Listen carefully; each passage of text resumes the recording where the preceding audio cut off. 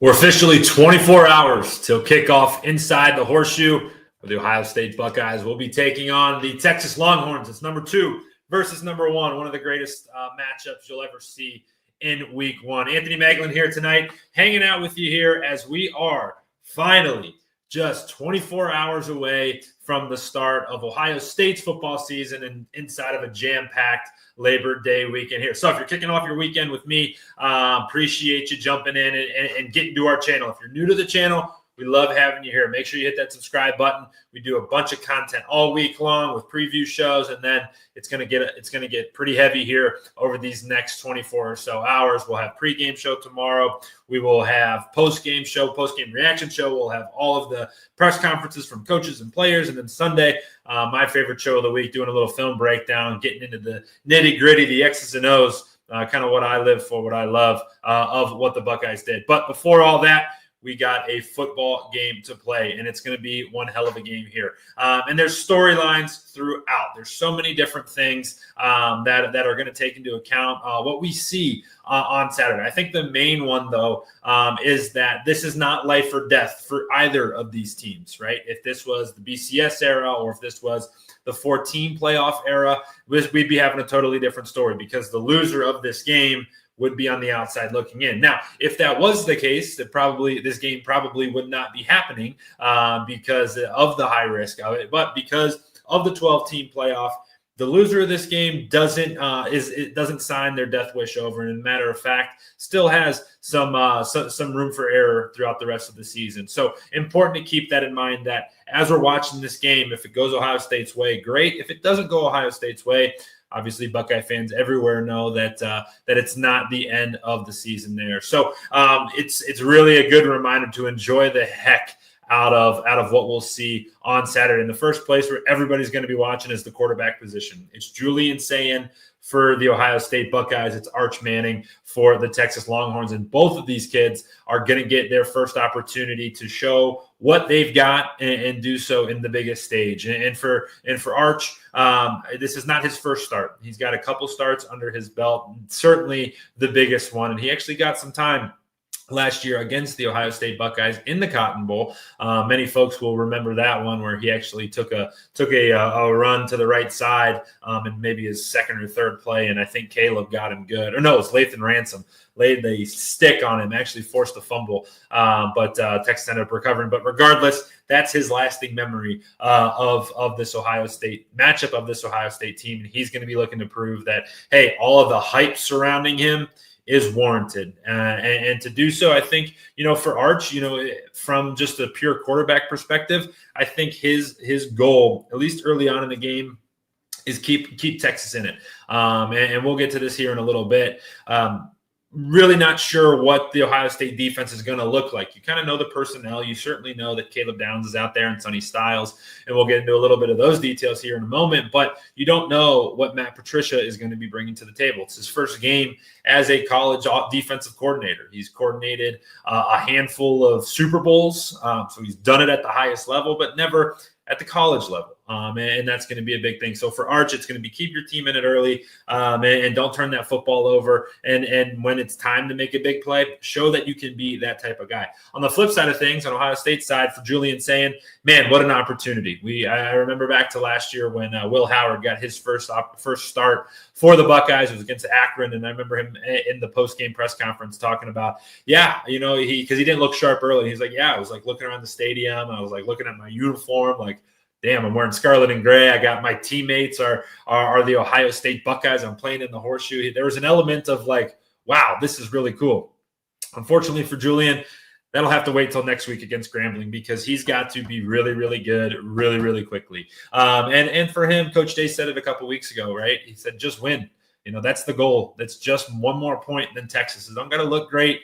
It doesn't have to be perfect, and certainly it is not going to be. Texas is going to have a very good defense on the other side of things for Julian. So for him, stay within the moment. Do your job on every single play. One thing that I always lived by as a quarterback was, didn't matter if it was a good play or bad play. It's always about the next play.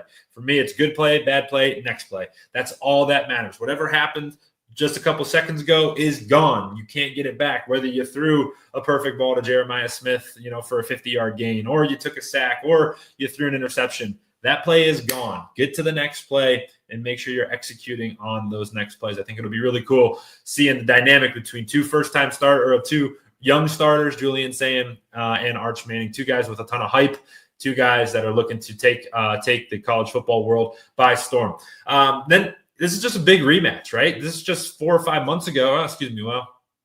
8 months ago now that these two teams faced off in the Cotton Bowl as foes trying to get to the national championship game. And while the final score of that game is 28-14, certainly was much closer than that. And it was a game that kind of went down to the wire.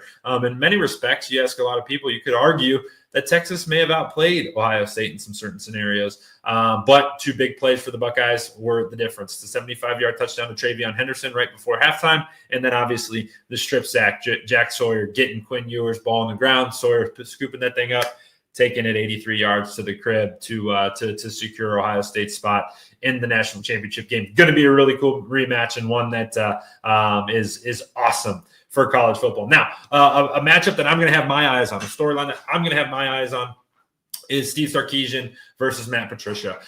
When Texas has the football, what is this going to look like? Because this is going to be one hell of a chess match. We'll get into a little bit more detail here in a little bit, but it's going to be a really cool chess match between two guys who have a ton of experience. Sarkisian's got a ton of college experience. He's actually got a ton of NFL experience as well. Patricia's got 20 years of pro experience. What is this defense going to look like? How are they going to use Caleb Downs? What are they going to do with Arvell Reese and Sonny Styles? What's that that defensive line going to look like up front? Are they going to let Davidson Igbinosun kind of be on his own island? How's it all going to look? What's Matt Patricia's goal? And how is he going to structure this defense is something that I'm going to have my eyes on. And then how does Sarkisian and the Texas offense adjust? What are those adjustments looking like? How quickly are they getting out of things? How quickly is he making big changes? Is something that I'm going to certainly be looking out for and have a keen eye for. Then on the Buckeye side of things, we talked about Matt Patricia. Also on the offensive side, it's Brian Hartline, the brand new offensive coordinator. So Ohio State's going to have two brand new coordinators. Hartline's been in the program. He knows the language. He's heard it all before. I think it's going to be a pretty smooth transition for him to be calling plays. He's going to be up in the press box, but like I said, he's been on the headset. He's heard Ryan Day talk. He's talked numerous times, thousands and thousands and thousands of times to Ryan Day during games. They know how that communication is going to work. And I'm really excited to see how he takes that opportunity to be the play caller for Ohio State. Now, another massive storyline. This goes on both sides of the football. It's Texas and Ohio State. It's 26 total new starters between the two combined teams. It's 15 or so for Ohio State and about 11 for Texas. Never was a math guy, but 11 new starters for Texas, and it's everywhere. Both of the offensive and defensive lines for both teams are going to be fresh. You're going to have new receivers. Ohio State's receiving corps is going to be certainly more veteran than the Texas receiving corps. They're going to be a brand new group. Texas got the edge in the running back room. They're bringing back two of their good running backs. Trey Wisner is going to be a guy who is potentially up for a Heisman candidacy towards the end of the year. For Ohio State, it's two brand new running backs in that backfield. And on the defensive side, it's a brand new defensive backfield for both teams. It's a whole lot of new on both sides of the football, wearing both the white helmet and the silver helmet on Saturday. So that's going to be a really fun storyline to keep our eye on. One storyline that I'll also have my eye on when Ohio State has the football, what are they doing up front, right? We talked about it earlier in the week, and Kevin, my typical show partner here, he talked about, hey, we should not be rotating tackles, okay? There's going to be a chance, and Coach Day still, as of the time of this recording, hasn't determined who's going to be the starting right tackle. Now, certainly that's subject to change whenever you hear this show, but the Ohio State's likely going to be rotating some guys in on the offensive line. Now, they are confident in it. They have enough guys to rotate and to do something like that, but I side with Kevin here. Put a guy in there, let them go through some growing pains early, get that chemistry with their other offensive lineman teammates and really build that stuff up. But we'll see what that looks like on that side of things. A big one that's going to be a fun one that I'm stealing from Joel Klatt. If you don't watch the Joel Klatt show and you watch my show, wow. But if it's not a show that's in your constant rotation, I certainly recommend it. But he had a great stat today. I didn't know that it went back further than what I knew it as. So for first-time starting quarterbacks against number one teams in the country, in the last 18 of those games, those quarterbacks are 0-18. The last guy to win as a first-time starter against the number one team in the country, a name that Buckeye fans, I'm going to say it lightly, probably don't love. Jim Harbaugh did it in the 80s was the last time that happened. And now Julian Sayin is going to have his opportunity to be the next guy and to be the most recent guy to do that. So storylines abound. There's so many different storylines going into this game that are going to determine what the outcome is and really will determine, the start of the season for either of these two teams. It's going to be super fun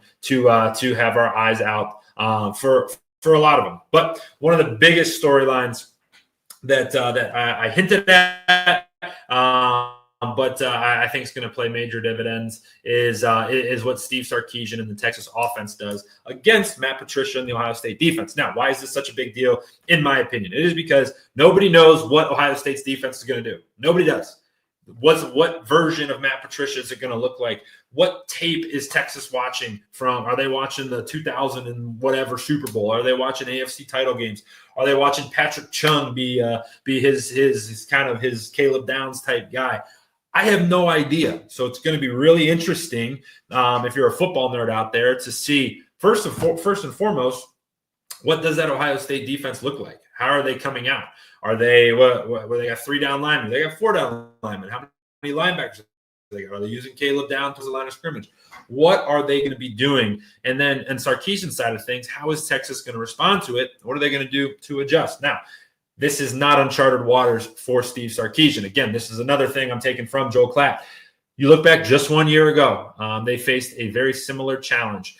They went up to the team up north. They went and played Michigan in week 2. Michigan was ranked number 10 in the country. Texas was ranked number 3 at the time. And Michigan had a brand new defensive coordinator. His name, Wink Martindale. Okay, Wink Martindale, 0 college experience calling defenses, and very similar to what Matt Patricia is going to be for Ohio State. And what did Texas go in there and do? Well, they threw the ball kind of all around the park against the Michigan Wolverines, threw for 246 yards, didn't have a great night rushing. They as a team, or excuse me, as a player, their leading rusher was just 55 yards. It was Ryan Wingo, had a big 55-yard carry. He's a receiver, so it wasn't even a running back. But they finished with just 143 yards on the deck. So not a great day, but certainly a nice afternoon, having nearly 400 yards of total offense. Now, the question is, how did they do it? Lots of max protection, lots of big protection. Now, when I say max protection, that is 7 guys in protection, because it's really hard to determine where these blitzes coming from. How much are they going to try to heat it up? Because I do think that that Matt Patricia is going to toe the line. If I was him against a young quarterback with a veteran guy in Caleb Downs and a veteran guy in Sonny Styles, I'm going to try to heat that quarterback up as much as I possibly can. And to combat that, Sarkisian, I think, is going to be in a lot of those big protection packages. How will Ohio State adjust to it? How will Texas adjust to it? That's going to determine the winner of the game on Saturday. Certainly will be a very fun little chess match to keep our eye on. But a lot of great storylines throughout all of that Ohio State game. Or excuse me, between these two teams, with a bunch of cool things, a bunch of different types of action that's going to take place. That's going to determine who's going to win this massive football game. But that's not the only big football game around town, or excuse me, around the country on Saturday afternoon, Sunday, and Monday. There's so much good football. Like if you're lucky enough to be at home, I'm talking about post it up on your couch, maybe crack a window. You don't need to go all the way outside. Maybe pop a window open. Maybe DoorDash or Uber Eats some food to you, and then just sit your butt down, and you do not have to move, because at noon we got Ohio State and Texas. A sneaky one to have maybe on the second TV. If you're a one TV person, we got to talk because we need at least 2 TVs in that living room. But if you have to go split screen, multiple screen, whatever, you got to have that Tennessee-Syracuse game on your TV because that's kind of a trappy game for Tennessee. New quarterback on their side, new quarterback for Syracuse. Syracuse kind of was trying to play spoiler a little bit last year and showed the ability to score the football. Tennessee, wild offseason, man. It was NIL personified down at Tennessee with Nico Iamaleava kind of going his own way. They got contracts going everywhere. They signed a new merch deal, I guess. They went from Nike to Adidas, like ton of stuff going on in that Tennessee program, a lot going on there. So have that thing on that second screen. And then we get 2 big Big Ten matchups, right? Indiana takes on Old Dominion. They should roll. Penn State takes on Nevada. They also should roll. Then at 3:30 in that 3:30 window, we're going to start with this Georgia-Marshall game, but you can kind of scroll right past that. Georgia's on a warpath now. We're gonna have to keep our eye on the dogs as the year goes along. But the big one in the 3:30 hour, it is Alabama taking on Florida State, going to the brand new Doak Walker Stadium. It's a brand new opening of the new stadium. It's going to be really cool for Florida State. Unfortunately, they are 13.5-point dogs. So not really looking good. And Alabama, again, on that similar warpath where they are trying to right a lot of wrongs from last year in Kalen DeBoer's second year. And that Bama team is going to look a lot different. And that's at that 3:30 hour. So you're going from Ohio State versus Texas at noon to 3:30. Then you're flipping that channel to ESPN from Fox, and you're watching Alabama versus Florida State. That should take you into the 7:30 hour where, holy cow, LSU versus Clemson. That opportunity to be the best game of the weekend if Ohio State and Texas turns into a stinker because, man, number 9 LSU taking on number 4 Clemson. Both teams, great quarterbacks. Cade Klubnik for Clemson, Gunnar Nussmeier for LSU, and 2 teams that are looking to get it going. Now, LSU never gets off to a good start under Brian Kelly. He is 0-5 as the Tigers head coach. And then Clemson looking to get back to national prominence. Made the playoff last year, had that early exit at the hands of Texas, but looking to get back there and looking for Debo to get things right and get going. So that's in that 7:30 hour. That's pretty much the biggest game the rest of the night. The last kick in the top 25 is a 10 o'clock game. It's Arizona State taking on Northern Arizona. Didn't even know Northern Arizona had a football team. So there's no more real great games in that late night slot, but there are certainly still some. There's a couple 10 o'clock kicks that will be in your face there on Saturday. Now, getting into Sunday, love what college football did here. Just own Labor Day weekend, and they're going to do so here. It starts at 3 o'clock. Really interesting matchup between the South Carolina Gamecocks and the Virginia Tech Hokies. Carolina's quarterback slipping my mind right now. But I know South Carolina's got their eyes set on making the playoffs. Sellers, his last name Sellers. There we go. Forget his first name, but whatever it is, he can hoop, man. He can play. And he's got the rec specs. And he certainly is he certainly is one of those guys who maybe a household name come December and January here in college football. But they're getting their thing kicked off against Virginia Tech, who always is a tough game to play. But that's the appetizer for the nightcap, where the Notre Dame Fighting Irish, the defending runners-up, take on the Miami Hurricanes down in South Florida. A game at 7:30 that is really old school, reminiscent of the Catholics versus Convicts, one that both teams really won. But again, kind of similar to Texas Ohio State, the loser's not out of it, but certainly puts them fighting an uphill battle. And then on Monday, I wouldn't call it the granddaddy of them all, but one of the I think the entire world is going to be watching is TCU take on the North Carolina Tar Heels. Bill Belichick, first game as a college head coach. Have no idea what it's going to be. Man, oh man, that's going to be interesting. If it goes bad, it's going to be ugly. If it goes good, man, that'll be very interesting to see what Bill Belichick does as a college head coach. But it certainly is a weekend full of great football. We finally made it. Holy cow, we finally made it. As you're watching this, we got a great slate of games on Friday night tonight. going along with your high school game. It's already week 2 in high school. There's a good set of games last night on Thursday night, just so much good, and it's football season. And thankfully, we got blessed with like some chilly fall weather for this first weekend. So a really awesome one, and I hope that you're able to enjoy it. So if you made it this far in our show, certainly want to say thank you for that. Please hit that subscribe button, hit that like button, drop a comment. Love getting into conversation with you all. But like I said at the start, we'll have a full day of content tomorrow. First show is going to be early before kickoff. It's going to be a pregame show, kind of talking about some of these storylines in more detail, what we're feeling like. Should be perfect weather, 72 degrees and cloudy as the high tomorrow in Columbus. So we're going to be on the field pregame, giving you a show there. Then postgame is going to be full of stuff. Going to have all the players that speak. Coach Day will certainly speak. Julian will definitely speak. So we'll have all that up on the YouTube channel. Then I'll have a post-game reaction show, and then I'll be with you Monday morning. It's my favorite. I pour myself a cup of coffee, and we get into the film room together to start our Sundays. So a big weekend of content. So make sure you're subscribed to the channel. Make sure you're following along on Twitter. Make sure you're reading all of our stuff over on si.com/college/Ohio State. I wore this hat on purpose. The defending national champions get this thing going tomorrow at noon. And they're not the defending national champions. They are going to attack this next national championship and prove that they can reload with the best of them. We finally made it. We're at the starting line for the college football season in 2025, and that gun's going off here in just 24 short hours. Thanks for hanging out with me. I'm Anthony Moeglin. Looking forward to having you with us again here on the Ohio State Buckeyes on SI YouTube channel.